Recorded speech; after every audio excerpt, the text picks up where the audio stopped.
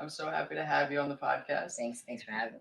Yeah, I actually just met you like not too long ago, right? Yes. Like how long? Like a couple weeks, I'd say. It's been a couple of weeks. Yeah. Yeah. And we through Instagram, Yep. right? And Mhm. I think I was live one day, Yes. and you were like, "Yo, how do I watch your live?" Like, Yeah. I'm out and about, and I can't listen to it right now. Yeah. And then I think I was like, "You can't." Yeah. You can't save it or whatever. Yeah. And then shortly after that, we like started talking, and we actually spent New Year's Eve together. We did. Right? We did. I was it was like the first New Year's Eve that like I didn't do anything with my family, and I was in town, and you were like, "Hey, I don't have any plans," and we ended up like just winging it Just winging it. and going out Had a good time. to Arlington, out of all places. Yes. I like never go out in Clarendon. Yeah. I've never been there either. Yeah. Definitely not for New Year's. No. So that And I don't think we'd do it again. no. I definitely wouldn't. But it was cool. Sorry So about that. I mean, I'm glad we met that way. I think it's like super authentic, and another thing that like came from the show, like another friendship that I think is like starting and blossoming, right? Like, Yeah. and I think we're becoming closer and closer, and I'm grateful to have you on the show because I feel like the more I've gotten to know you, like you have a story, like everyone does, and I think that I want your story to be heard. Sure. And I know you're kind of like, this is my first podcast, and This is my first podcast. I don't know how to feel about it, but I'm glad that like you're all game for it, and yeah, I just want like people to hear what you've been through, like who you are, where you're from, what are you doing now, and hopefully at least one person can relate or take something from it. So tell us a little bit like about yourself, like All right. where you're from. Yes. Who are you? So I'm Mel. I'm Mel Batista, and I was actually born in New York City.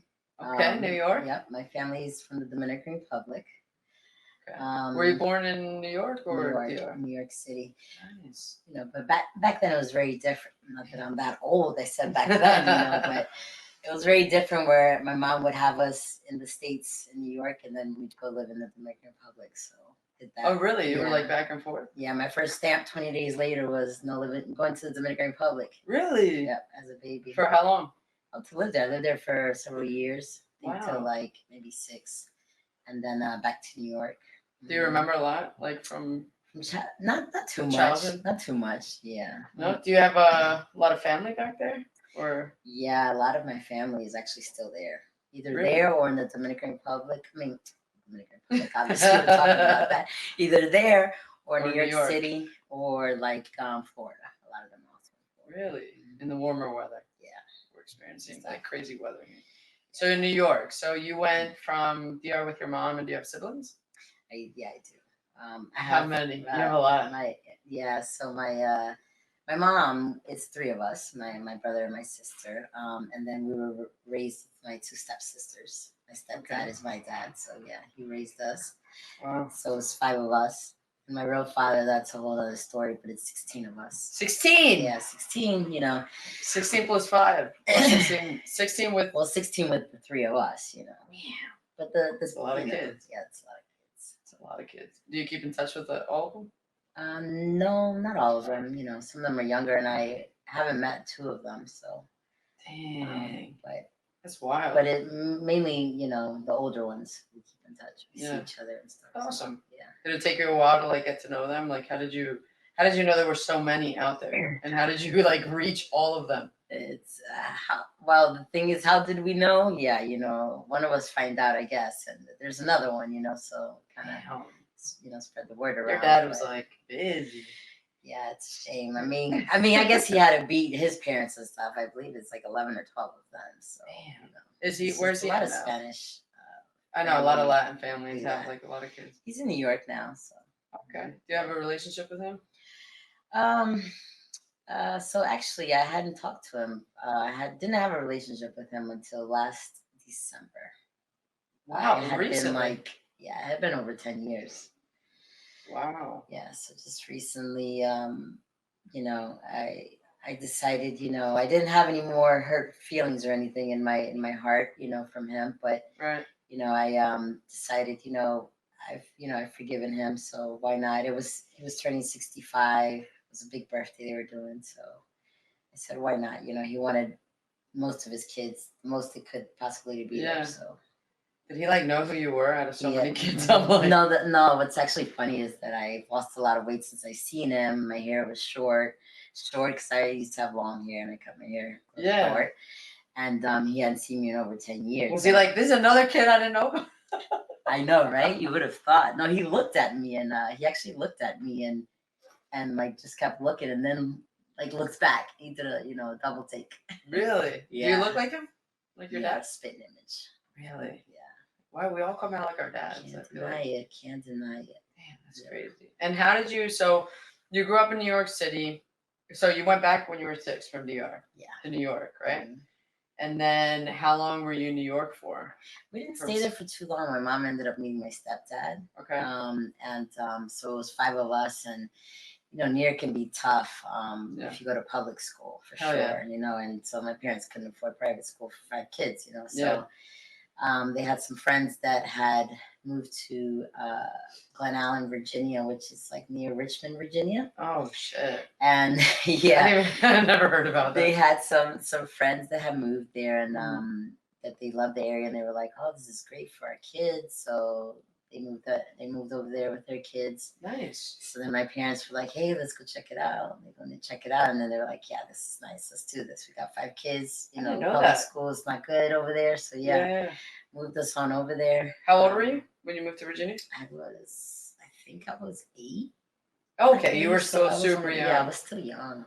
So you were raised here in Virginia? I was raised in Virginia. I went to some of my elementary, my middle school, and my high school. Wow. And then how was that? Like, I mean, way different. You already knew like English fluently, so right? I knew English and stuff and Spanish. Okay. Because we kind of had both. So yeah, we, there was no problem with that since we were in New York and stuff. Yeah. So, that's what's up. So how did you did you feel like you had a hard time fitting in Virginia? Like, I mean, being from DR, being Latina. At first, yes. And then I was also very tall when I was young. So like if you want to start like bringing all that in, I felt. How tall are you? 5'9". I feel like in every podcast I'm like, how tall are you? I have like short woman syndrome. I'm like, I hate you. Really? You're not short. I don't know. 5'6".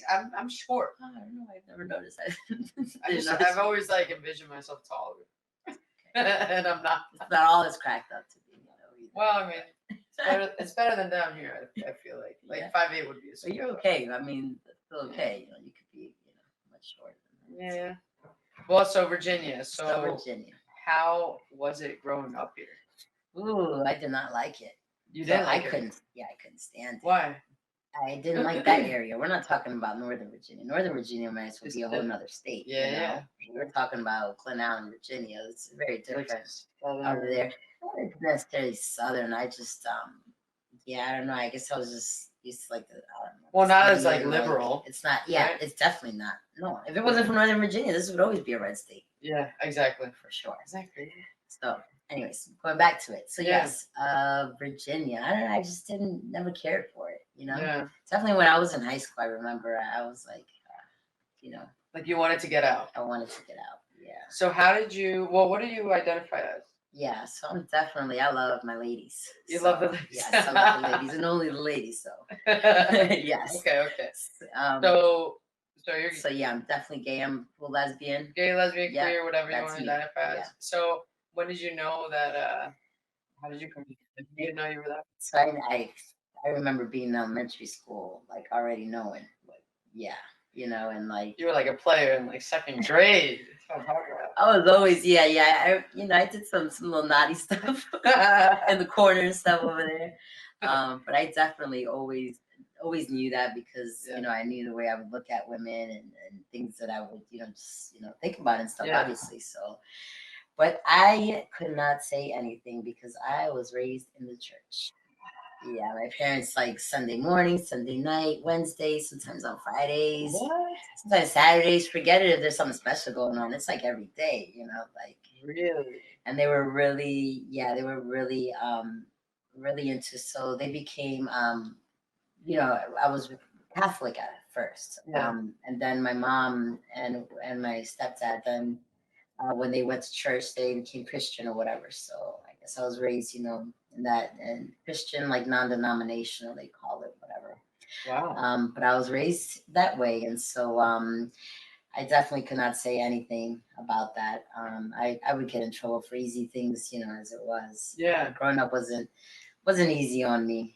Definitely not emotionally, and stuff. And as I got older in life, I was able to talk to my parents finally about a lot of stuff. So, but going back to it, so I knew, I definitely knew that I was gay from a very young age. Yeah.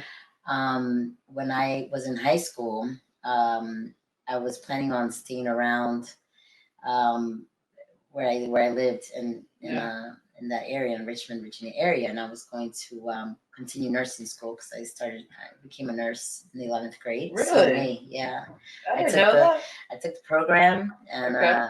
and then senior year, and then I did summer school and stuff. So senior year, I only went to school half day, and then I would go work at 3 to 11 as a nurse. I did that for my Wow. senior year, yeah. So then my plan was to keep going on up, LPN, Yeah. RN and everything. So I was gonna stay around there, but Yeah. I had a lot of mixed emotions once I got into my senior year and stuff. Like I wanted to get out. I wanted to get out of the house. I just had Like enough. be independent, get Be out there. independent, but also be able to be myself. That's like the main thing. So they didn't know My throughout. parents had no idea throughout the whole time. There was no way that I could have told them. I would. You didn't have like any like girlfriends that were friends that stayed over that. Yeah, so I had one at one point, that Like they never caught on. Like it was hard because I remember I had 3 other sisters as well, so they would always be around too. If when somebody sleeps over, it's like a whole sleepover. Yeah. So it's a little hard. So I think by the time senior year hit and everything, I think I was like ready to explode. So it was kind of last minute. I'm like, I need to go to college, and that's how last minute it was. Yeah. I had no idea where to go. So I got convinced, because I was raised in the church. I got convinced to go to Liberty University. You ever heard of that school? Yeah, of course I did. Liberty University, all right? Yeah. So I got convinced to go there. And why did I do that? The only reason why I say it is because I went from not being able to be myself to really not be able to be myself. So it got worse.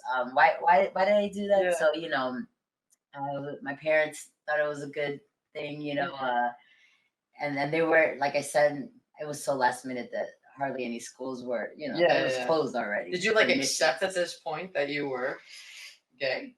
Yeah. Or were you trying to convince yourself that convince myself? Oh, I see what you're saying. No. Yeah. So at that point I still had it. So I went to the school, this university, and it got even worse, that I was definitely trying to convince myself to not, I had a boyfriend there. Oh, shit. Yeah, I had a boyfriend until I realized that he was in love with me and he was going to propose to me. And I was like, yeah, let's stop this right here. Yeah. Poor guy. Yeah, unfortunately, I felt real bad, but that's when it definitely hit me. And I actually got in trouble at the school because, someone found out that I was gay, and the school did not accept that. So what they do, write you a letter, it's against it's basically against the their rules and their policies and stuff, and so I was being booted out. Wow. So that's when I got really fed up, and I'm like, what do I do? What do I do? My parents by that point had already heard that I was gay. Oh, they heard about it from the school? No, they heard about it because my roommate at that time, unfortunately, told on me. And so why? It was horrible. It was a horrible thing. And supposedly that was like my best friend at the university, but anyway, so that was that. And yeah. And what year was this? This was 2002. Okay. 2002. And so then I that's when I decided, I'm like, what am I gonna do? And things started getting rough with my parents because they didn't accept that I was gay. So I decided to join the military. That's when I joined the Air Force. Cool. Yep, joined the Air Force. And I did that because honestly, to get away, to figure out what to do with my life, and Yeah, kind of, just like you were lost. travel. I was lost, and I knew that I could get, benefits but also travel, learn some things, maybe, just a different experience in life. So. And why the Air Force? The Air Force, because I knew that. I mean, why the best force? Why the best force? Yeah, well, because I'm an Air Force vet too. If people don't know. Exactly. They're the best. The Air Force is the best. It is the best. It is. I spoke to all the different recruiters, believe it or not, and I just really? and the Air Force. Not everyone could get into the Air Force, and I just for me, I didn't. I thought about it. I'm like, well, I don't want to go that hardcore, like the Marines. I don't want to do that. And I didn't want to be on a ship a lot of times. Right. So I went with the Air Force. It was like the best fit. But yeah, it just worked out. Wow. So yeah, joined the Air Force. So you joined. How long were you in? I was in the Air Force for almost 5. Okay. Did you get to travel? Like, did you get to? I did. Do what you wanted to do? Yeah, I got to travel. Yep. Nice. Got deployed some. I was security forces at Oh. first. Yeah. Then I always felt bad for security forces. Yeah, it wasn't easy. That's for sure. It wasn't easy. And I cross trained. Ended up cross training over to nice. IT. Yeah. Oh, I didn't know that. Yeah. Super cool. Yeah. So you get out 5 years later. What year? 2010. 2010. Yeah. Okay. 13, 14 years ago. Yeah. Yeah. Time goes by. So what'd you do? You got out, pursued IT? At first, I pursued IT, but I didn't go. So at first, I couldn't find a job and stuff. So I was working as taking care of my friend's mother who was ill. I went back to like my CNA days. Yeah. Yeah, so I was doing that. And then I started looking at government jobs. So then I got into the government. Yeah. Sweet. Yes. Wait, so when did you come out to your parents? So I came out to my parents. So, my best friend at the time in college, I had, told them that I was gay. So when they asked me, I told them that it was true. So they knew before you joined the Air Force. So they knew before I joined the Air Force. And did they accept it? They did not accept it. It was rough. So my parents actually, for years, they did not accept it. My dad stopped talking to me for a long time, and my mom, the conversation, she would call me just to make sure I was okay, like that I was alive. Yeah. Conversations, hey mom, hi, how are you? Doing fine. Okay. All right. Like short. That was it. Very short. Yeah. That's so sad. And you don't have any gay family members? No. None that you know about. That I know about. Exactly. Mm-hmm. But I always say, I'm like, exactly. They're always. Yeah, I mean, it's sad. It's not easy. It's sad, but it's not Yeah. easy, and especially there's unfortunately cultures and stuff have a lot to do with it. And of course. Latino families, it's very rough. I know. It's very rough. So yeah. I know, but it's like what we were just talking about. It's like it's not no one chooses a harder life. If I could choose to be straight, I would. Yeah. Very quickly. You know what I mean? Yeah. So then you get out, you take care of your friend's mom that's ill. Did you think about pursuing like nursing again? Yeah, it did. I thought about it, but I had gone through so much by then. Definitely different experiences in the military. Good, but a lot of bad ones. And then just but when I was in the military, don't ask, don't tell was very alive. Same. Exactly. So I got married to a guy. Yeah. Wow. To hide it, yeah. To hide it, yeah. I had like a couple friends that got kicked out, and they were like, "You're in that circle. You're coming up." Yeah. And I talked to one of my buddies, and we got married. I mean, a lot of people did that. Yeah. It seems like a lifetime ago, right? It does. It's crazy. It is crazy. Yes. So then, I mean, and I'm sure you went through a lot, and you still deal with things from the military, and that we all do, and that it's just like it stays with you forever. Exactly. Unfortunately, the good and the bad. Yeah, I thought about a saying that, or a quote that I read that was like, what was it, like like war stays with you forever, or something like that. I don't know. I can't remember the exact quote, but I mean, people deal with real shit. Mental health is like huge for me because I wish like when we were younger, like in middle school, high school, we talked about it, and I'm glad people do now. But I mean, it's rough. Yeah.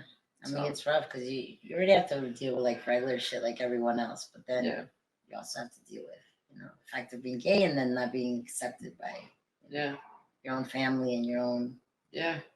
It's like we're constantly like we've always had to hide who we are or find a solution to like keep surviving. Exactly. Which is crazy. And that's what I feel like makes, I don't know, like this podcast and the women that I want on it, and women, men, whoever I decide to have on it or whoever wants to be on it, but mostly queer women. Like I want to bring attention to the strength that that we've gone through, especially as like minorities, and already having to be a minority, already having to be,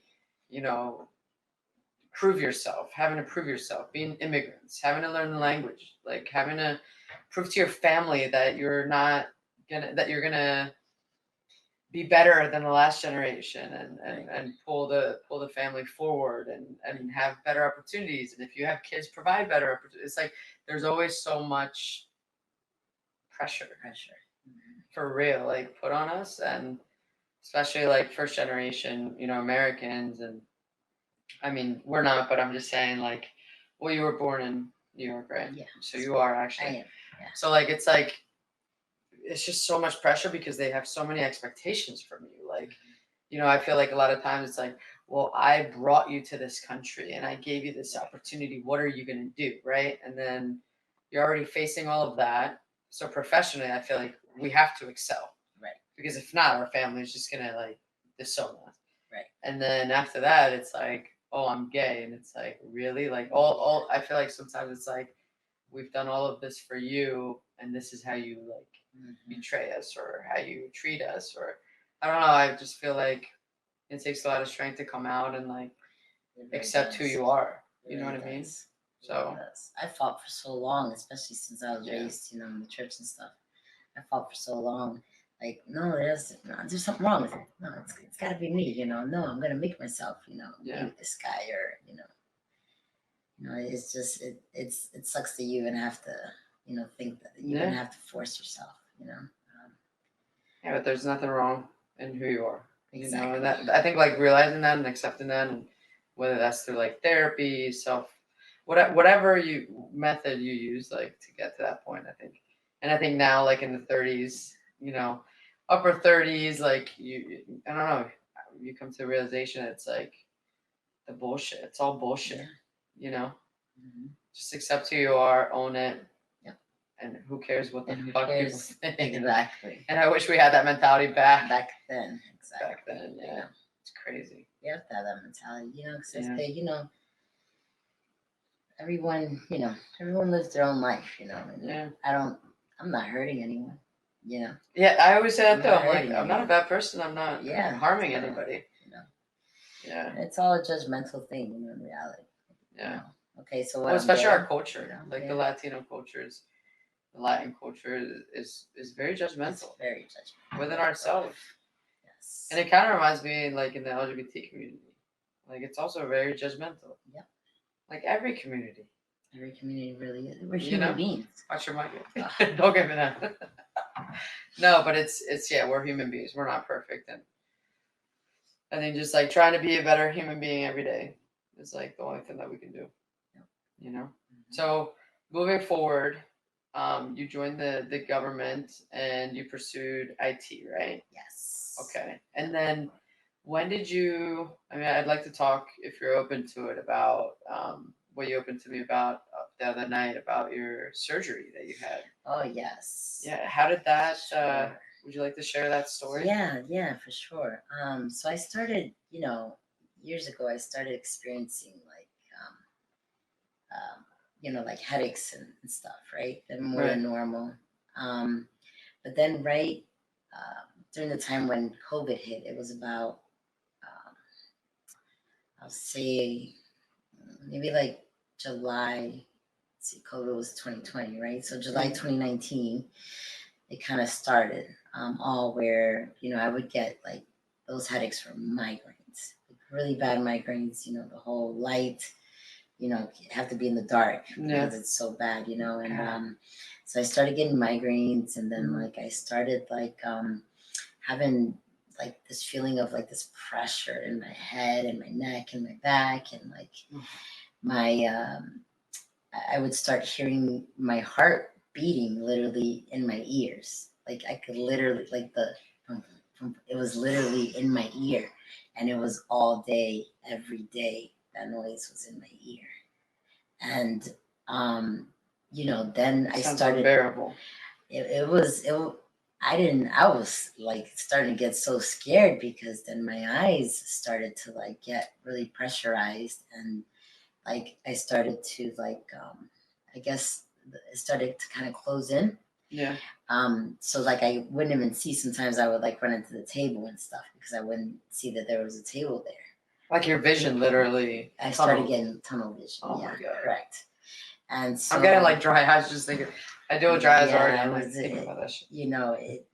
So then I had to start going to the go see a eye specialist and stuff. Yeah. So they had no idea what was going on. I think I first went and saw an ear, nose, and throat doctor because of the sound in my ear, because of how much my ears hurt. They didn't find nothing. Then I went to I told them about the heartbeat sound. I went to cardiovascular. They didn't find nothing. Then I went to let's see. I feel like I went to just every doctor possible. And then I started seeing various neurologists, and I finally went to one that knew what was going on. And he's like, I believe you have, it's called IIH, idiopathic intracranial hypertension. And he was like, but this is very rare.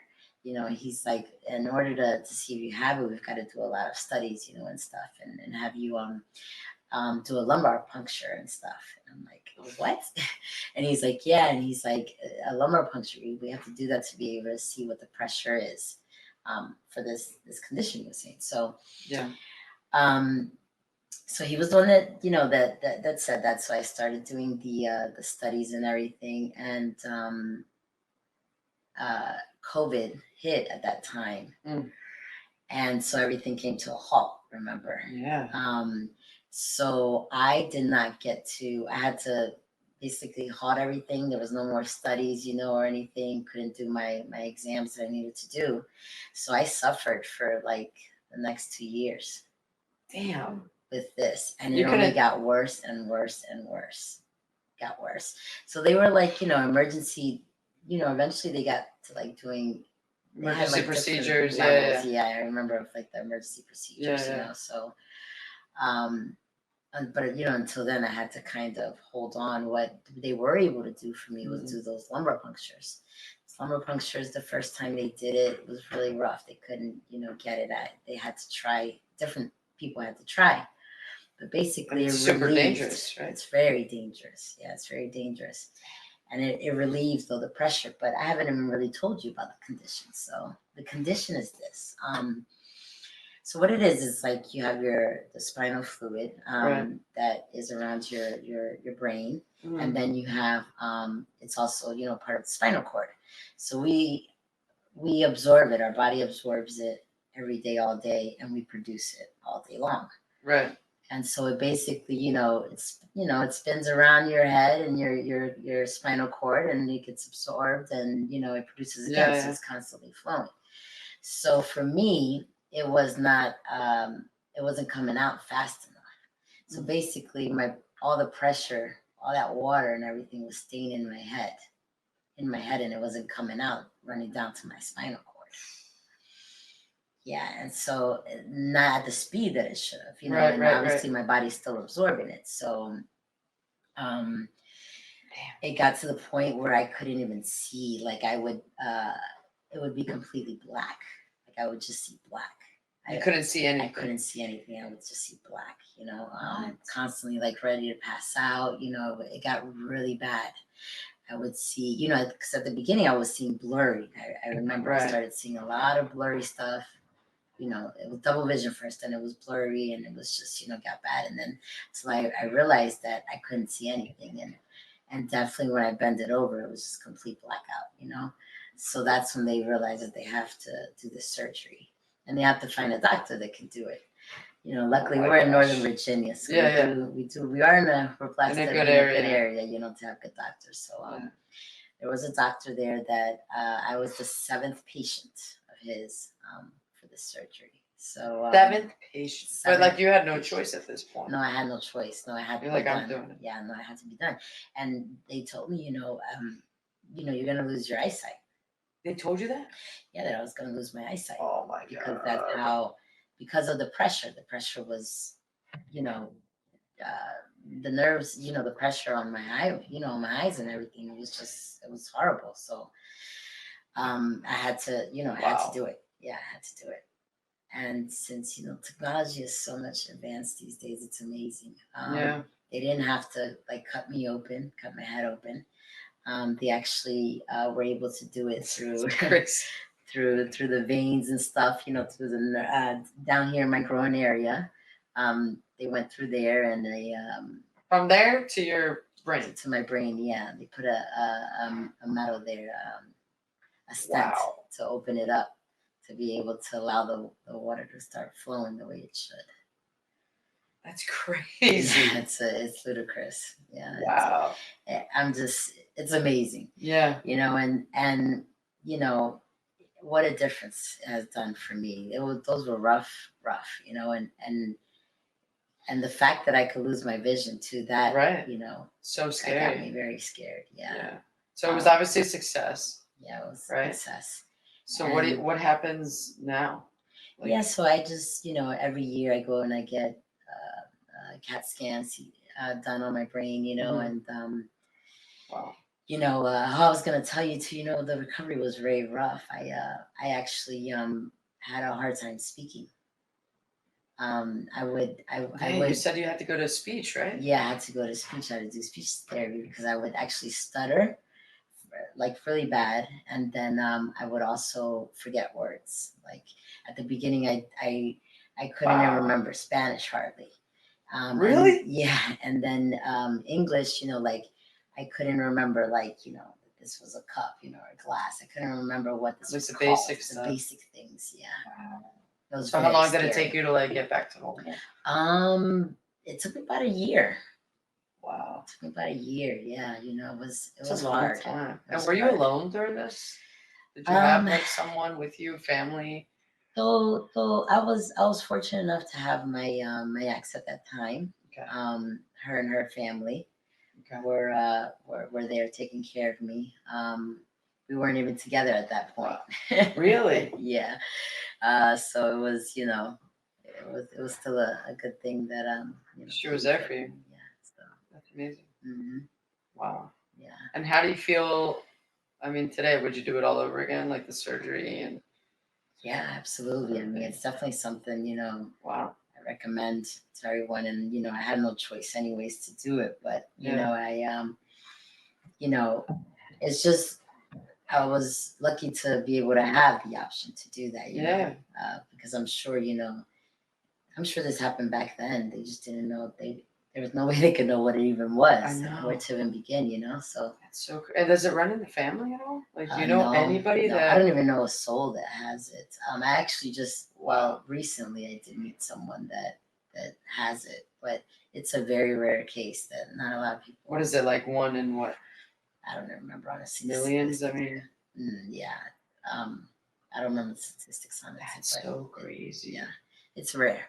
So. I mean, good for you that you're lucky, you're blessed that you're able to come out of that and like have your eyesight. For sure. And have my speech, because I thought have your speech, like be able to walk. I mean that those injections and those punctures are so dangerous. Yeah. And I've never heard of a brain surgery that where like they enter through the groin area. That surprised me so much when you told me that. Yeah. And I mean, I hope that like someone that's listening knows someone that's gone through it and can relate, you know, and I'm hopefully y'all could connect or something and be like really cool. Yeah. Just because you're not the only one, you know. Yeah. No, And just it's like getting sure. getting the voice heard, and I mean, when's the first time that you went to the doctor? Like, what's the first symptom that you had that made you go to the doctor? Was it like a severe symptom, or was it the ear? No, just the ear, like just the noise in my ear. So at first it was just like a whoosh, whoosh sound, you know, like a whooshing sound. It's so crazy because I have a sound, like I have fluid in my ear, in my eardrums, from deployment, from not wearing like ear protection and having them like, you know, damaged. Right. And I can't get it out because they can't puncture. They would have to puncture the eardrum. The eardrum, correct. So I deal a lot with like, kind of like a plastic bag sound, like a crinkling.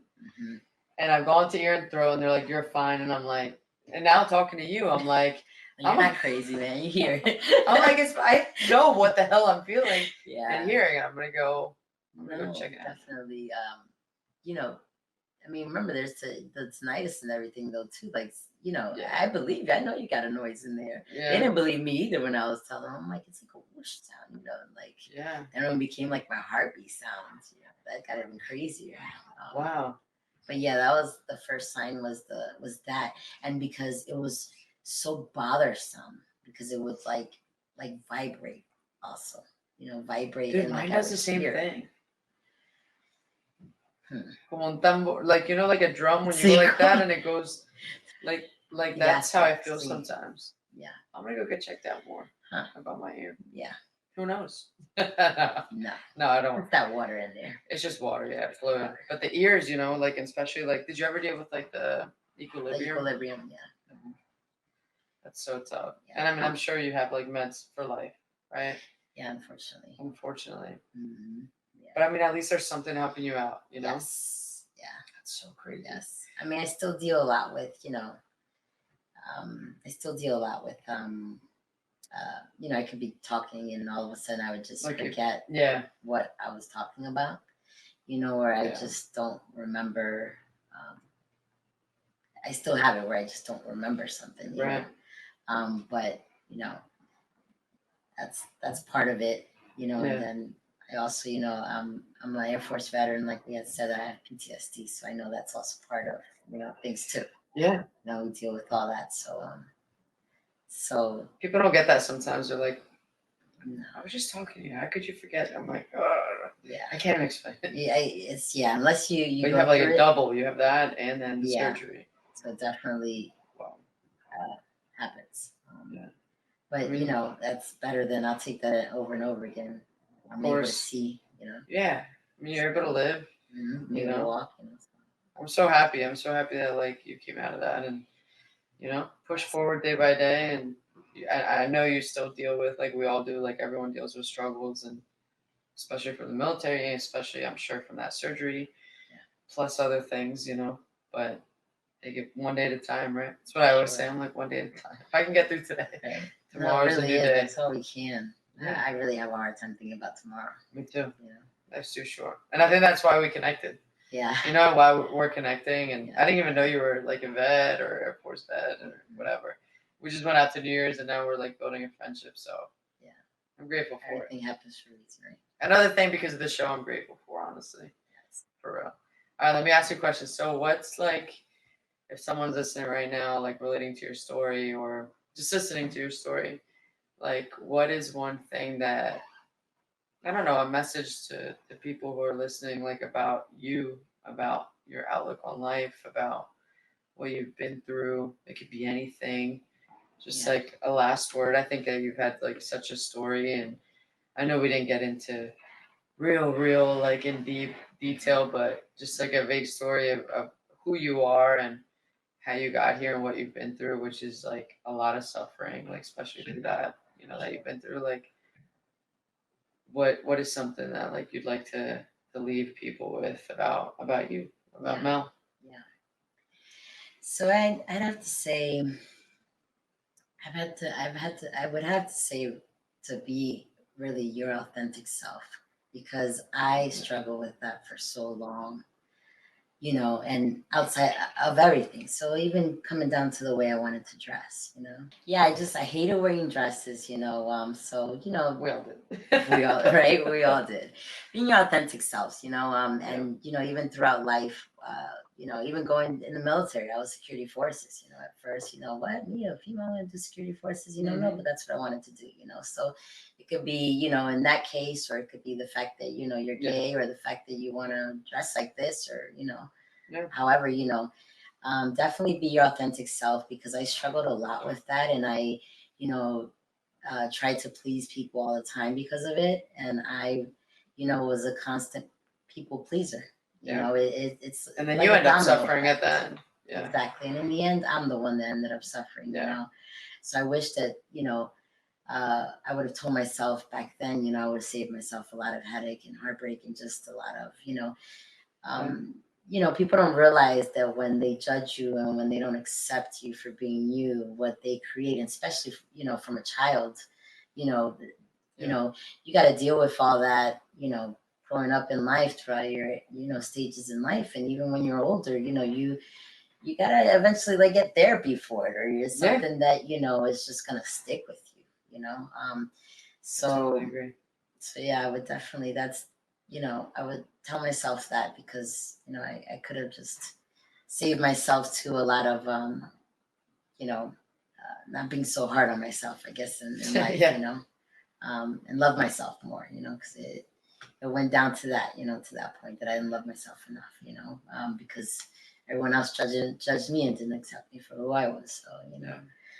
And I feel like that's, I mean, it's a beautiful message. Like, we all struggle, I think, every day, most of us, to love ourselves and to learn how to love ourselves and accept ourselves, you know, and be authentic. And I couldn't agree more. Yeah, thank you for that. Yeah. Like, thanks for coming on and like just being open and talking about your story. And I hope, like, I know one person at least is gonna resonate, relate, or take something from it. Yes. And for real, I appreciate it. And like, I look forward to our friendship. For sure, and me too. What's coming, and more New Year's and more better places. Exactly. But all right, yo, thanks, Mel. For sure. Thanks for having me on. I really appreciate it. I'm happy. I'm proud of you too for what you're doing. This is awesome. Thank you. Hopefully we'll help some people. Exactly. I'm excited to be a part of it. So thanks, Mel. All right, yo. All right. All right.